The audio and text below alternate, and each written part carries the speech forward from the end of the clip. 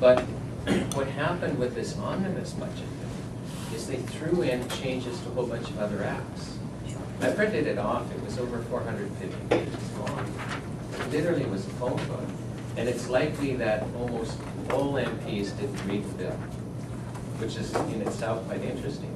And there were dramatic changes to the food safety laws. And were you aware of that? I've heard nothing in the media. I've heard no mention at all of changes to our food safety laws. And so I want to tell you about them because they're absolutely, well, I mean, they're scary is what they are. Now, I think I should probably explain a little bit about how our food safety laws work in the first place so that the changes kind of are more understandable. Basically, we have a Food and Drug Act, which governs federally our food safety. And it's got some really common sense provisions in it. So it says, for example, you can't adulterate food. So you can't add non-food ingredients to food. And it's easy to understand how that protects us. There's a provision in there saying that you can't add anything poisonous or harmful to food. You can't, just common sense, isn't it? Why would you undermine something like that? There's a provision in there, you know how the government can set standards? Like if you went to the store and bought grade A beef, the grade A means something. There's a set standard, and that helps protect you against fraud and inferior quality. But there's also a power the minister has. There's some cases where actually safety is involved, and if the minister feels that a specific standard has to be set to prevent injury, and actually that's the term of the act, to prevent injury, then a standard can be set basically for safety reasons. And then in addition to the act and these types of provisions in the act, we've got a body of regulations that literally are about 100 years of collective wisdom. Like our current way of regulating, if you went back to the mid-30s and looked at the Food and Drug Act, you would see it's almost the same as today's.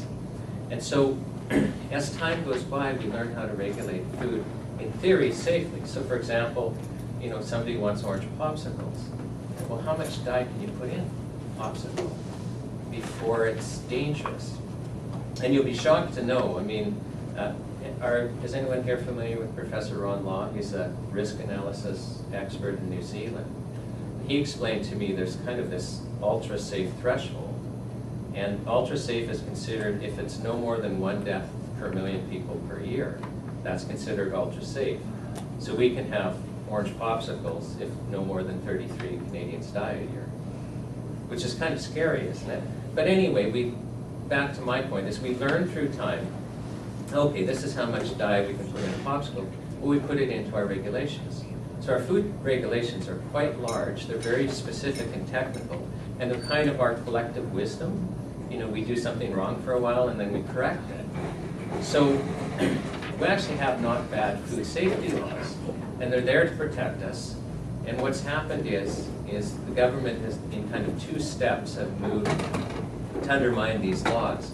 And the first kind of chink in the armor happened in 2004, where the government, or Parliament gave the minister the power to exempt some foods, or classes of foods, from parts of our food safety law. So, you know, if you just kind of conceptualize with me that our food safety law is like a ship, and we're all on a ship, kind of sailing through hazardous waters. In 2004, it's like a torpedo hit the ship. Like only 1 torpedo. Ship's still sailing, we're not getting wet yet. But the minister was allowed to exempt some foods from, you know, our food safety law. When I was looking at the types of exemptions that have been granted, it's curious, I made a personal decision. I'm only drinking organic wine. Because they're allowing different GMO ingredients into wine. I couldn't get my head around that. You don't think about that when you're thinking GMO, like, you know, that you need to avoid non-organic wine. But in any event, there were still some safeguards. So the minister could grant some exemptions, but there were still safeguards. And the first safeguard was, no exemption would take effect until it was published in the Canada Gazette. Now the Canada Gazette is just basically the federal government's newspaper, and the media watches it, and public watch it, because it's where the government publishes notices. So at least you would know if a certain food was exempted from parts of our food safety law, because it was being published. The second safeguard was the minister couldn't grant an exemption to our food safety law unless he or she determined that it wasn't going to lead to injury. So basically, the minister had to determine it was safe to grant an exemption, which makes sense when you think about it. The third safeguard is that an exemption would only last for 2 years. They were temporary, and the idea is that would give the government then time to amend the regulations. So, yeah, and then the fourth safeguard is that the minister, in granting an exemption, could not allow a substance that was poisonous or harmful in a food. So that part of the act, the minister couldn't get around. Now, what's just happened in this omnibus budget bill is basically they removed every single one of these safeguards.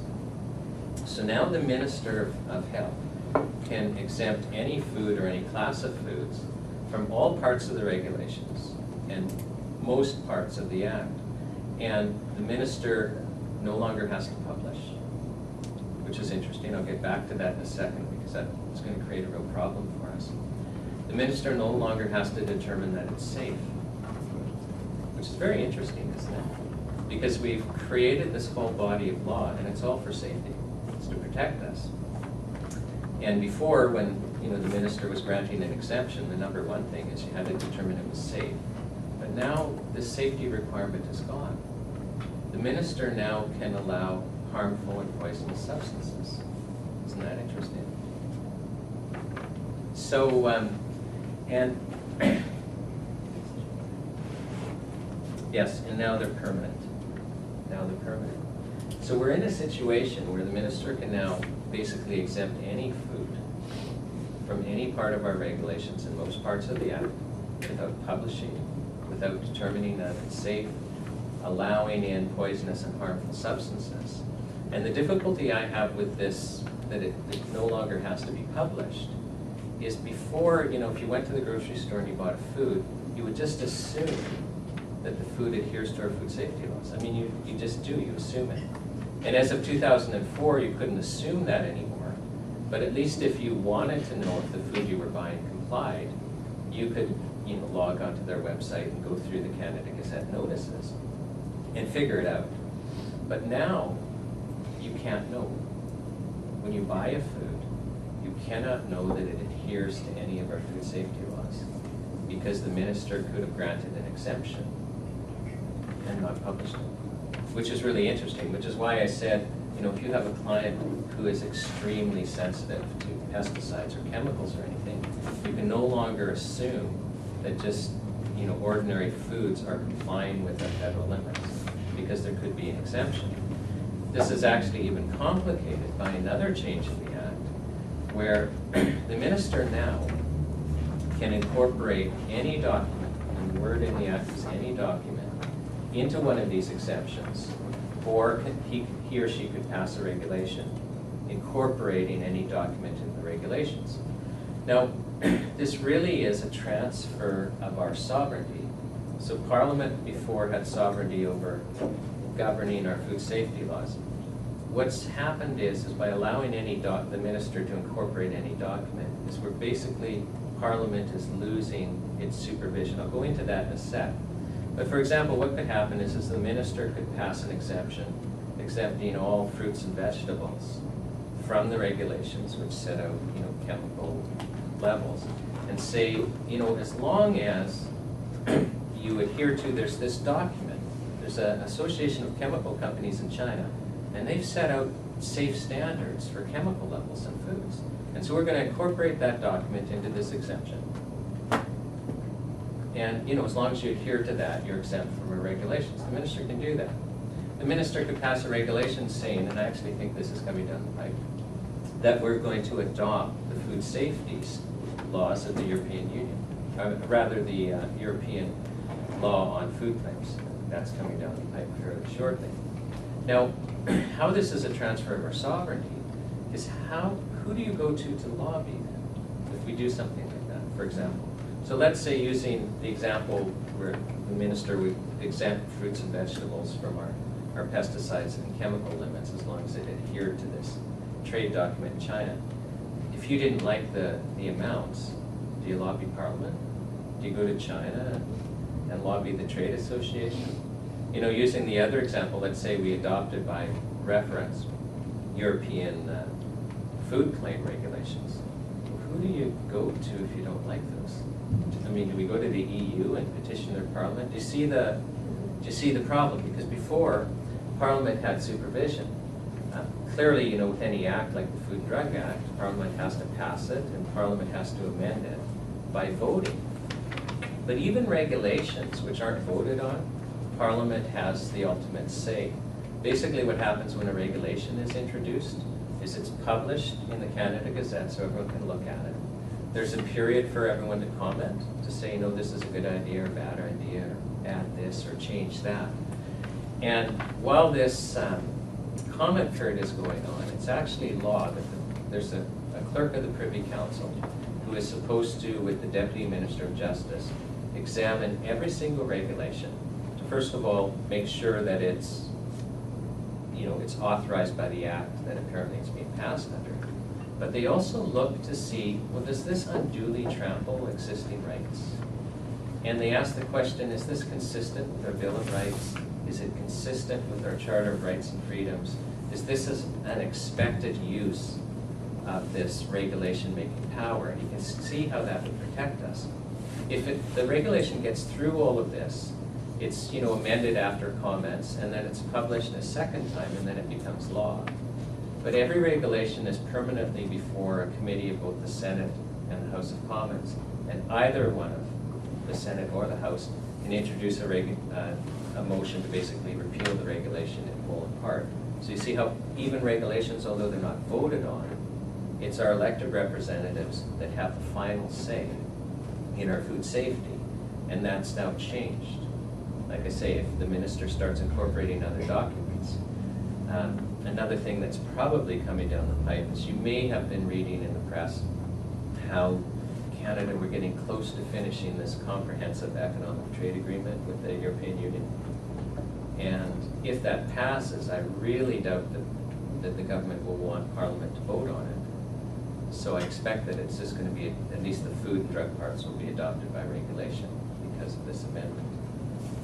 And then the European law becomes our law, and we've lost sovereignty over it. So it's just very interesting. As far as that goes. Oh yes, there's another change I wanted to talk about is, right now our prescription drugs are, we've got a list, it's called Schedule F. And if the government wants to add or subtract to this prescription drug list, they have to pass a regulation. So all of those procedural safeguards and parliamentary oversight would apply. That's just been changed, and now the minister can add or subtract to these regulations. I'm sorry, add or subtract to the prescription drug list without passing a regulation. So literally, just at their whim, they'll do that. And when I say minister, that's what the Act says, but really that means Health Canada. So Health Canada now will have authority instead of Parliament to determine which drugs are or are not prescription. And the difficulty with that is there is a bit of a track record of, you know, drugs that are actually important being made illegal once patent protection is gone. You know, so they're wonderful, helpful drugs while there's patent protection, and then all of a sudden, oh no, they're dangerous and we shouldn't use them. And there's also a worry that drugs that are truly dangerous and shouldn't be approved will be added to the list without the protection of any public oversight. And are you guys familiar with Dr. Shiv Chopra? Okay, most of you are. I just bring that up because, you know, if you're at all concerned about corruption within Health Canada, and like for many of you, that might feel, well, surely that's silly. We're not going to have corruption in Health Canada. Well, it's just surprising. Depending on the audience, some people almost think I'm from Mars. But, you know, I'm friends with Dr. Chopra. I've read his book. I've spoken with him extensively. And, I mean, he basically, well, he's forced it out into the open that there's tons of corruption in Health Canada. For those of you who don't know him, he was a senior Health Canada drug approval scientist. Spent over 30 years at Health Canada. For a period of time, he ran the veterinary branch that would approve veterinary drugs. And he was looking at a bovine growth hormone to see if it should be approved. He determined that it would be dangerous, and so he recommended that Health Canada not approve the drug. And then the management started to go around his decision, and he became a whistleblower because he didn't want this drug to be approved because it was dangerous. And he forced the Senate to call a bunch of Health Canada scientists to testify under oath about, well, what's going on in drug approval.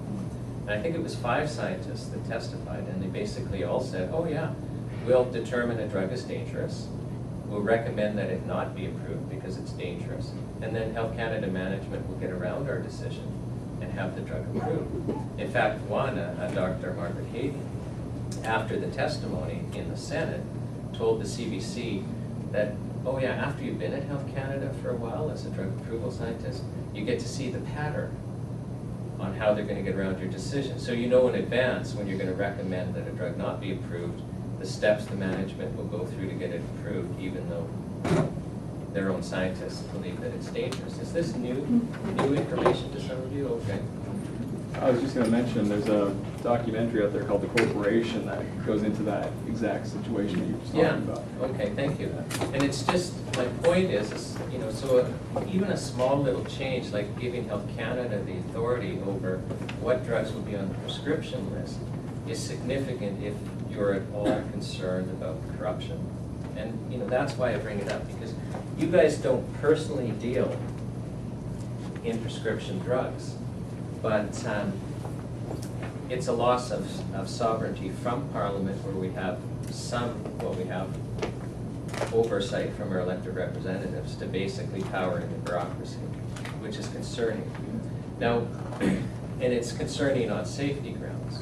We also have another problem with Health Canada on safety grounds, and that is how we're choosing to regulate natural health products. So are most of you aware that we're basically in a train wreck right now as far as access to products? So that's not new to you. And it's interesting how we got here, because what happened is in the early 90s, Health Canada started aggressively attacking natural health products. And at the time, we only had the drug style regulations. And so any product targeted literally was a sitting duck because you couldn't comply. And there was such a rebellion. I mean, it's crazy how little interest there is now compared to the mid-90s. But lectures and rallies, you would be measured in the thousands and thousands, whereas today, it's hundreds. But there was such public pressure, the government was forced to ask the Standing Committee on Health, how are we going to regulate all of this? And come up with all these recommendations. And everyone agrees that the message the Canadians sent was, we want increased access. Everyone agrees that's what we wanted. And then we get these natural health product regulations, which in effect deem all natural health products illegal. The default position is they're illegal. And only those can stay that can kind of jump through these licensing hoops. So you have to prove that it's safe, you have to prove it's effective, which sounds really wonderful on paper. Like I've had people say, surely that's reasonable, isn't it? Like, should people be taking things that haven't been proven to be safe and effective according to Health Canada's standards? And it does sound wonderful, but on the ground, what it means is that products that people are relying on, some for their very lives, are being taken away. And if we did an honest, balanced risk analysis, and I can tell you Health Canada has done no risk analysis to show the dangers of natural health products, and they've done no risk analysis of the danger of removing natural health products from the market. They're flying blind with this. And I know that because I've done access to information requests, and they told me there are none. So, but if I was to ask you, could anyone actually point to a death caused by a natural health product in all of Canadian history? The answer is no. And I've actually asked Health Canada that too, done an access to information request. I only went back to 1867. Confederation. Can you point to a single death? No, it doesn't mean there hasn't been a death caused by a natural health product. But it means we can't point to one, which in itself is extremely significant. This professor on law I spoke about, he did a risk analysis, this is now about 8 years ago, using Canadian government statistics to assess, well, what risk do natural health products pose to Canadians? And risk is always a relative thing. And what he found is that Canadians, and the key word here is Canadians, not any one other group, Canadians are significantly more likely to be bitten by a shark than to be harmed, not killed, but to be harmed by a natural health product. Now, I know, I'm sorry for mentioning sharks because I know it's such a risk for us that none of us are going to sleep. I mean, it is actually ironic. Some of us do get bitten by sharks, like on vacation, like every other year or something, one of us does. But the point is the risk is extremely low. Well, what's the risk of removing natural health products from the market? I'm not going to go into the True Hope story because I just don't have time for the things I want to cover, but is anyone aware of True Hope or Power Plus? Completely blank. Well, I'm going to have to come back and tell that story. Or, if we're done, if anyone wants to stay, it'll blow your mind. True Hope developed a vitamin and mineral supplement to treat bipolar disorder. There's now 20 published peer-reviewed journal studies on the product from 3 different countries, mainly university and government funded. In fact, the results were so promising, the Alberta government funded a large double-blind clinical trial at the Faculty of Medicine at the University of Calgary that Health Canada shut down. They didn't want the study to finish. But I digress. The point is they were treating people with serious mental illness, and Health Canada told them, you stop selling. And they wouldn't stop selling. Products manufactured in the States and it's shipped across the border, Health Canada started seizing shipments, turning shipments away at the border for about 9 months.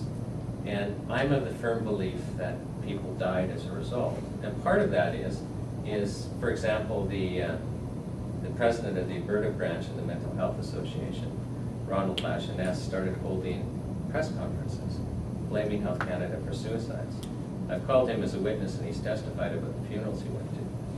And he's not a gentleman who would make claims like that lightly. He's a heavy hitter in the mental health field. For example, the province of Alberta had approached him and said, design our mental health programs, and he did, and then he ran it.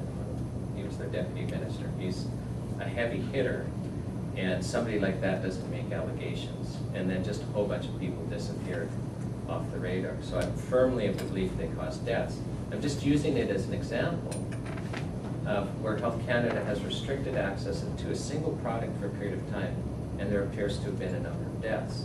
And yet there's never been a death caused in Canada by a natural health product. There's a risk of removing.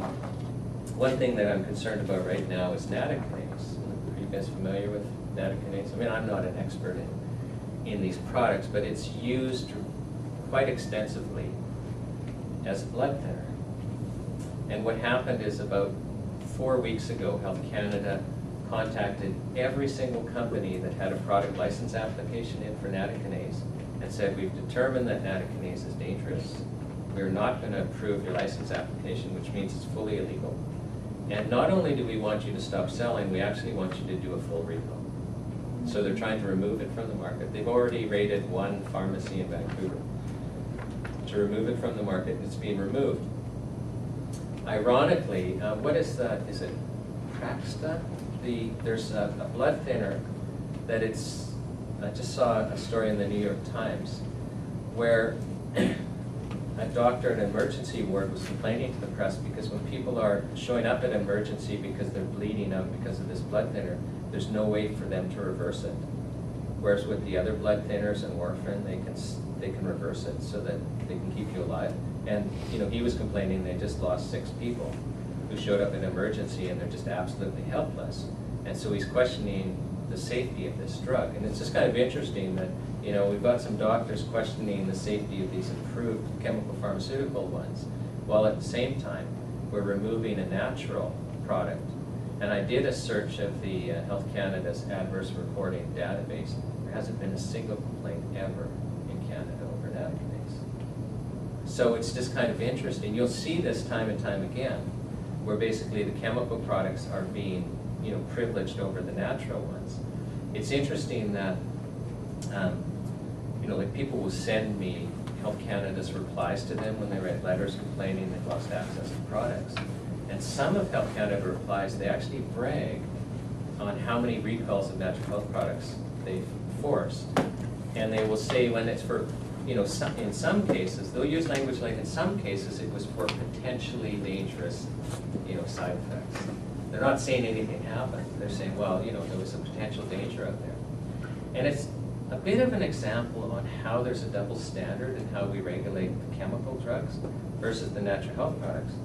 Because, for example, if Health Canada just said, you know what, for a 1-year period, we don't care what type of product it is, chemical, natural, if there's a single death, we're pulling it off the market. We're just not tolerating that. Would there be any chemical pharmaceuticals left after the year? Like maybe Vicks Vapor Rub. But even, like your Tylenols and aspirins and cold remedies most likely would have to be pulled off the market because deaths ensue each year. And yet there wouldn't be a single natural health product removed from the market if you were, to use a single death as a standard. So it's just interesting. There is a double standard going on. And people are losing access to products that they really rely on. I was talking about nattokinase. I'm firmly of the opinion that deaths will ensue over time like this one, because people will be forced onto the chemical pharmaceuticals instead. So what do? The interesting thing about something like nattokinase is it's not illegal. It's not an illegal substance in Canada. If I had some in my pocket, a Health Canada inspector would say, great, no problem. Feel free to take it. Canadians are free to have it. Canadians are free to use it. It's not illegal. Our Food and Drug Act actually only covers commercial sale. So when Health Canada says we're not going to approve licenses, it only means it's illegal for the health food store to sell it to you. So it just covers retail. But you can still access it from anywhere else. So you can access it from the United States. And you can go on Health Canada's site, and they have a search box up in the left-hand corner, and just search for personal importation. They have a guidance document. So this is very important. If any natural health product is removed from the market that your clients need, as long as it's not on the prescription drug list, they can import it personally from the United States or any other country for that matter, as long as they adhere to the guidelines in this document. The guidelines really are quite simple. Don't order more than 3 months supply, right? Because obviously if a pallet came in, they'd go, oh, this is commercial. So their guideline is, if you're only ordering 3 months at a time, then that'll be fine. And so it's important to know if, you were ordering for more than one person, make sure everyone's name is on the shipping manifest. So when they do the math, is this 3 months or not? Like some people get caught on that. They're ordering for the family, and they don't tell the shipper specifically, list every family member. The other thing is it has to go to a residential address. So, I know that there are practitioners and stores that actually they have their employees import to their own house. If it's going to a health food store address or a practitioner's address, it's going to be turned away. They're just going to assume, oh no, this is for resale. So never have anything shipped to a business address. And the third thing they look for is they just want to make sure it's in its original packaging, right? If you're getting a box of unlabeled capsules, they think, oh, this is going to be thrown in a bottle and sold. So that one's really a no-brainer. It's hard to get stuff that isn't in its original packaging. But ironically, some people sometimes have friends and they think it'll get through easier if the friend in the States, dumps it out of the bottle. No, just leave it in the original bottle. And another problem is then they can't verify how much of a supply it is, right? So as long as your clients do those three things, if Health Canada adheres to the law, it should get through. It should get through the post. And if they're able to, go to the States and pick it up and drive through, as long as they know what their rights are and they're adamant about it, they should be able to cross the border. The problem gets to be, however, with the prescription drugs. So one thing that practitioners have been really complaining to me about lately is the loss of raw desiccated thyroid. It's just so widely used, and for so many people it's way more effective than the approved chemical alternatives. And basically it's on the prescription drug list, so no one is getting a license for it, and they basically very recently arm twisted the few suppliers that were left, still shipping, and now it's not being shipped. There's a real problem getting it unless you know which stores are still kind of smuggling under the table. So now that one's a little trickier, although it's still, prescription is something you can get around. I want to talk about the second legal avenue, and we can largely thank the naturopathic doctors for this. When the regulations were being kind of drafted and negotiated, practitioners wanted the right to be able to compound for a single patient. And you know, when you think about it, like especially for instance, traditional Chinese practitioners, it's very usual they'll see a patient and they got, you know, all these jars of herbs and they'll put together something specifically for the patient. It's called individual compounding. Our regulations do not cover individual compounding. So providing you know, it doesn't matter if you're a nutritionist or a naturopathic doctor or whatever, as long as Ontario says you're okay to practice, or the province you're in is okay with you practicing, you're a health practitioner. And so you could compound individually, or you can have an arrangement with a compounding pharmacy. So for something like nattokinase, if you were in a community where all of a sudden it wasn't available, well, I would contact the other practitioners and then have somebody go to a compounding pharmacist and say, look, there's a demand for this. We want to be able to, you know, send our clients to you to compound individually for the practitioner. And Health Canada has guidelines for this. You can go on their site and, you know, search for individual compounding. You'll find their guidance document. As long as it's being adhered to, it's an exemption. Now, you can't write prescriptions, but it also applies for, you know, prescription things like desiccated thyroid. But you know, if you're sharing space with a naturopathic doctor in a province where they can write prescriptions, like BC where I live, then you know, the naturopathic doctor can write a prescription for desiccated thyroid. And as long as an arrangement has been made with the compounding pharmacy or the naturopathic doctor if they compound, it's a way around. I'm just saying we have to start become creative within the parameters we have now, because it's becoming harder and harder to get things. And yet your clients are going to need them, and your clients are going to need them for some very serious conditions where nothing else is being managed. So I'm just saying we have to, I want you to be aware of the options that are there. They're not perfect. I mean, it obviously was better when you could sell the products yourself, or you know, where they could get them at a health food store. But you at least need to know what the options are so that you can do your job for your clients. So that's the second one, and you know, the third one is a non-legal way, but it really is smuggling. I mean, that's the paradox, is that as Health Canada tightens the screws, all that's happening is there's more smuggling. I mean, you wouldn't believe how widespread it is. I never go to the States without, I hope Border Services doesn't see this, but you know what I mean? It's just, it happens, and it's becoming a regular process, and I know of tons of practitioners that have, you know, mailboxes in the States, and they go and take delivery and smuggle stuff across, and it's just something that, you know, as you create professional networks, is another option for you. So, and this, as I say, this is all extremely important. How much time do I have, Julia? A couple of minutes, you're good. Okay. I'd love to go into the True Hope story. Oh, True Hope is a perfect story. So, Can you?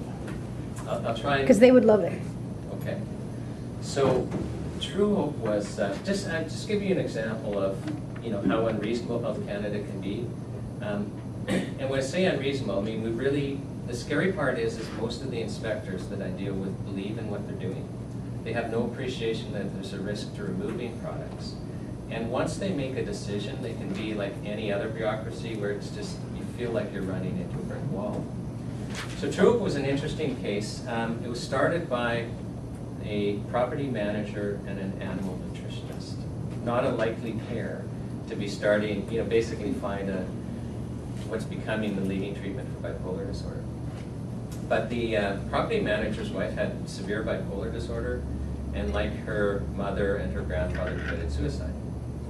And two of his kids had severe bipolar. His oldest daughter, Autumn, she was out of the house and married with a kid, but couldn't have any more kids because her bipolar got so bad that she basically was completely incapacitated. So she would spend about a third of each year involuntarily committed psych wards because she would just be so suicidal, and then they would, you know, give her a new drug cocktail and just dope her out, send her home.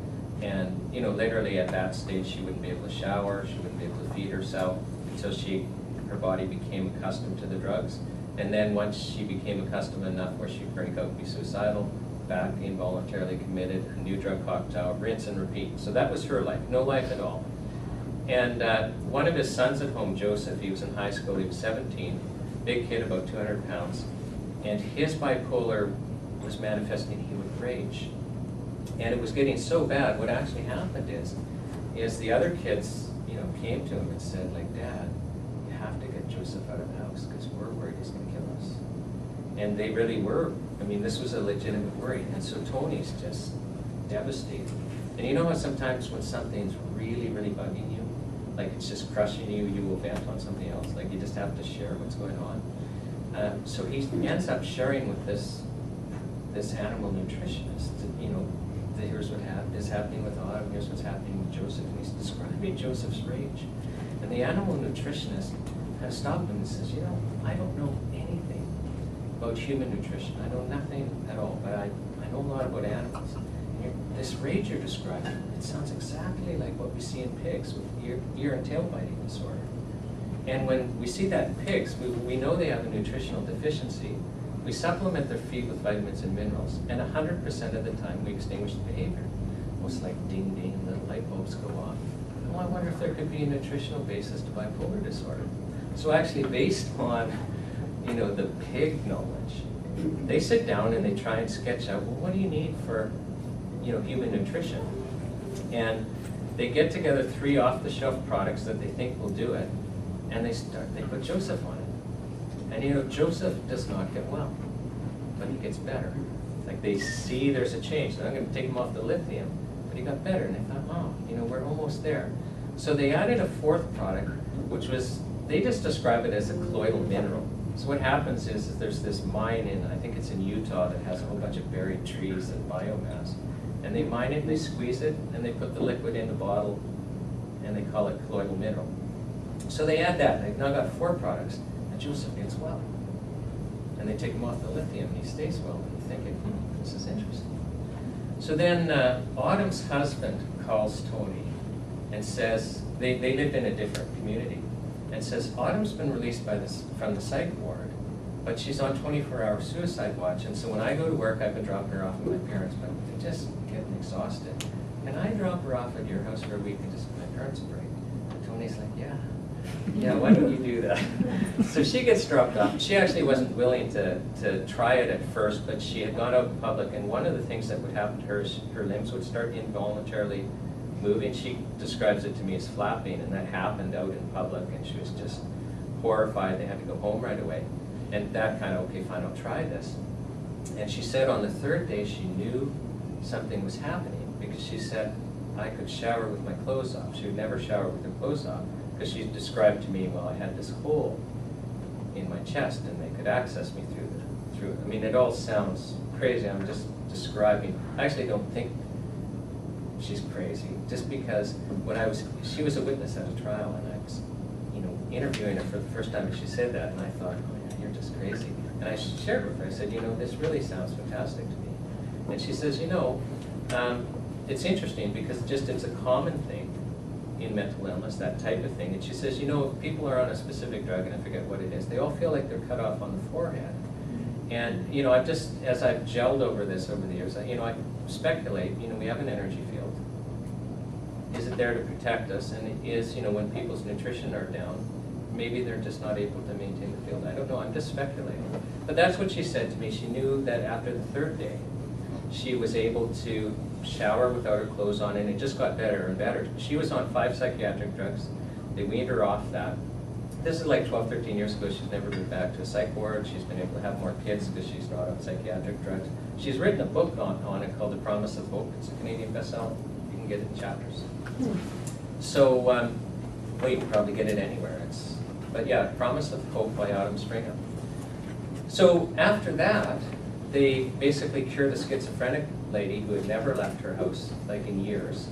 And then they thought, geez, we're onto something. They started a company just to promote research into nutrition and mental health, and started knocking on university doors.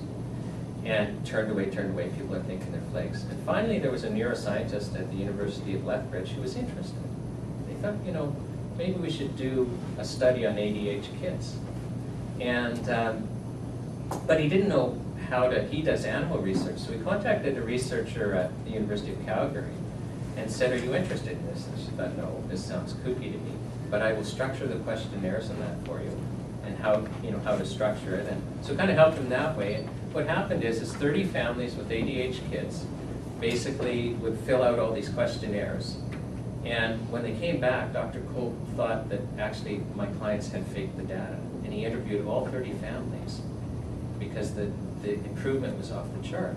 And now all of a sudden the Faculty of Medicine at the University of Calgary is interested. They do 2 case series, bipolar adults and children, both show an 80% reduction in about 2 months, or 80% improved. They just got completely well, and a 50% reduction by their psychiatrists in psychiatric meds. And that's when the Faculty of Medicine goes to the University government, or Alberta government, and says, we fund a double-blind clinical trial. Alberta government looks at it and says, heck yeah, look at these results. So this big double-blind clinical trial is being run out at Children's Hospital, and halfway through Health Canada shuts it down. And then Health Canada goes after the company and says, you have to stop selling. And the company said, are you crazy? Like, we're managing people with serious mental illness. If we withdraw this, they're going to die. We can't do this. And they had doctors write letters, and psychiatrists write letters, and patients, their clients would write letters saying, no, we need this. Didn't matter. And so Health Canada started seizing at the border. And there were so many calls to Health Canada, and this is instructive.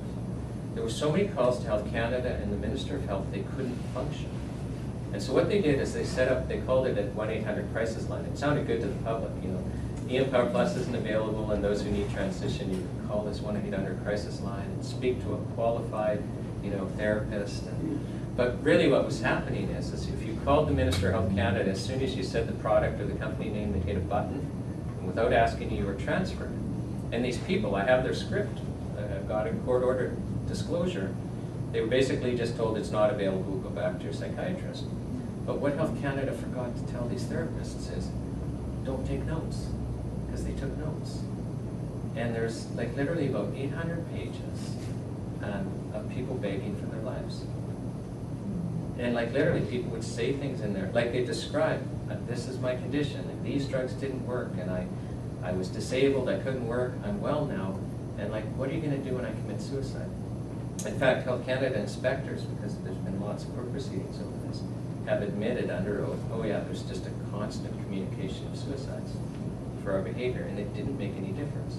And when we cross-examined them, well, so you knew about this, and you knew about Ron Lachenes holding press conferences about suicides, and all these notes, and well, did it make any difference? Well, no. No, because the product was still illegal. And also, well, we don't listen to individuals because that's not a double-blind clinical trial. So it's just interesting is when your clients are losing access to something that they desperately depend on, in this case it was life and death, the bureaucracy doesn't listen.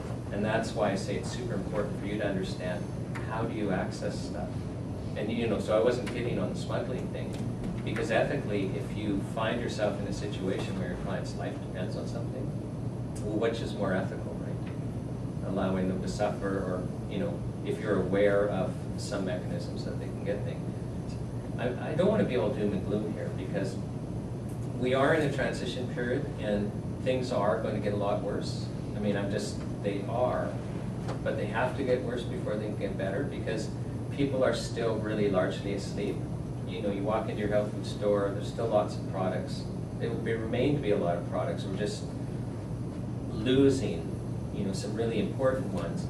And we're going to have to keep going through this process before enough people wake up, so that we're back to the 90s where we have, thousands and tens of thousands of people upset again.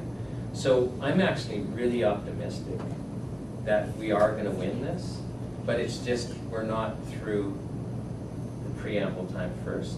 So, I don't want to, sometimes people can go, oh my gosh, but this is important, and it's also important for you to become active, because you're going to be an interface with people that, believe in natural remedies, believe in nutrition, and, things like the Charter of Health Freedom. Are you familiar with that? Oh my gosh. Okay, you have to go to just Google Charter of Health Freedom. There's a website, charterofhealthfreedom.org. what happened is this is now about 7, 8 years ago, a bunch of groups got together and held conferences across Canada, practitioners, consumers, manufacturers, and just said, we're always reacting. Like Health Canada's passing laws and they're taking stuff away and we're reacting.